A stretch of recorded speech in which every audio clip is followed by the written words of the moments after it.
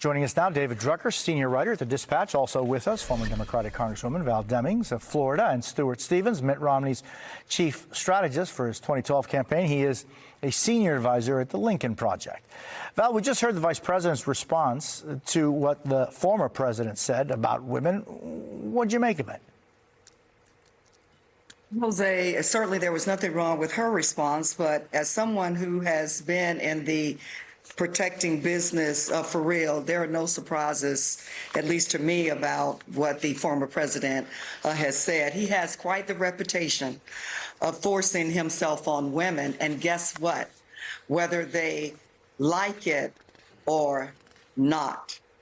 And so I know there's been a lot of discussion about women will decide this election, but I am appealing to men and women who believe in protecting women in the right ways to please vote for Vice President Harris, because she is the only person in this race who has demonstrated throughout her public service career that she is truly interested in protecting women. Donald Trump has demonstrated just the opposite and is yet again clearly messaging how he really feels about women, the second-class citizens that he believes we are. Stuart, you know, the vice president has consistently delivered a message of unity, but at the same time, the vice president and certainly others, surrogates of hers, have called Trump fascist, and other things. How does that message equate when you have two different messages about that same candidate? I think it's a great question. It was a great challenge for the Harris campaign. They had this challenge of addressing issues that people care about, like the border, like economy, like how much gas cost, housing, but not allowing it to become normalized. This is not a race like Romney versus Obama. And that's a difficult balance, but from where I sit, I think they've pulled it off brilliantly. In each of these moments that she has, she's able to encapsulate the stakes of the election on multiple fronts, what it means to you personally, what it means to us as a country. And ultimately, you know, what your vote says is more about you than about Donald Trump. Everybody knows who Donald Trump is. The question is, who are you? So I've always thought that the higher the stakes were in this election, the better that the vice president would do. So I think they've done a great job. And David, how does the Harris campaign continue to or reclaims that closing message as being the message that everyone hears?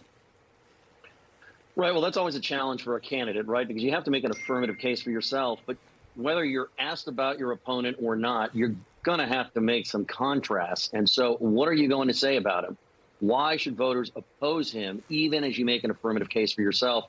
And I think the challenge for the Harris campaign and for the vice president has been to try and remind voters why they ousted Donald Trump in the first place after one term, given when you look at polling, people remember him a lot better than they felt about him when he was president.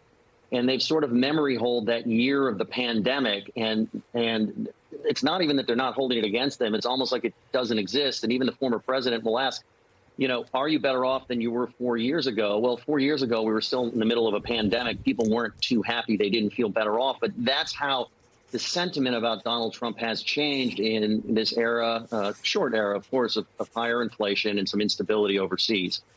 And, you know, when I spoke to Democratic strategists in the past few days, what they were telling me was that, yes, she has to contrast herself with Trump. The key, they felt, was to talk about what other Republicans were saying about him versus just her saying it, right? You don't have to call him a fascist. That might seem a little bit over the top, but you can talk about what John Kelly had to say about him, what, you know, Milley, the former chairman of the Joint Chiefs of Staff, had to say about him. But job number one, make an affirmative case for yourself on the economy and on the border, and particularly on what you're going to do to lower costs. It's been a delicate balancing act for her. And, you know, we'll see how voters feel about it when we're, you know, done counting votes, whenever that's going to be. Yeah, and I mean, just thinking, Val, for someone who has been involved in campaigns of different orders, the get out the vote is so critical always, but now, right? The get out the vote in these next couple of days, and then certainly on the 5th of November. What do you see as the vice president's strength in enthusiasm and getting people to vote? And what do you see as the former president's strength? I was doing okay until you asked me about the former president's strength, but, let me start with him with that very difficult question. Look, he is a known commodity. They know him. He's been the president. He was the president for 4 years. All of the rhetoric that he suddenly now wants to criticize others for, we've heard the divisive, hateful, racist rhetoric coming out of his mouth on multiple occasions, but they know him. The vice president's role is quite different. She still has to use every opportunity, and she is, to get out into those battleground states. She is zigzagging across the country to still talk about who she is and why she wants to serve, and has a clear plan of what she will do once elected as president of the United States. Look, Jose, we need every second of these last 5 days to continue to run through the tape. She's got to be out there. She's out there. She's got to use her surrogates effectively. She's doing that, but we cannot let up until the last vote is counted. Stuart, I'm just wondering, when we see, as Val was saying, that the vice president, but also Donald Trump, are zigzagging much of the country these next 5 days, and they're certainly going, a couple of states a day. What do you see when you see where, for example, Trump is deciding to spend his last 5 days, including today in New Mexico, and where the vice president is spending her days? Yeah, I think the technical political term for Donald Trump campaigning in New Mexico is it's insane. It's just a vanity act that he's in. And whoever told him that getting out there in a reflector vest in a garbage truck was a good look, they forgot about Michael Dukakis in the tank. Sometimes you look at the Trump campaign and you go, their staff must hate him. Why are they doing these things to him? So, look, I think one campaign looks like it has composure, knows what it's doing, is about executing a plan. The other seems to be very erratic and responsive.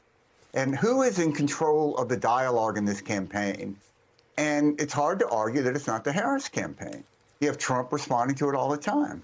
So, look, I think the question that you ask in campaigns every night is, would you rather be my candidate or the other candidate?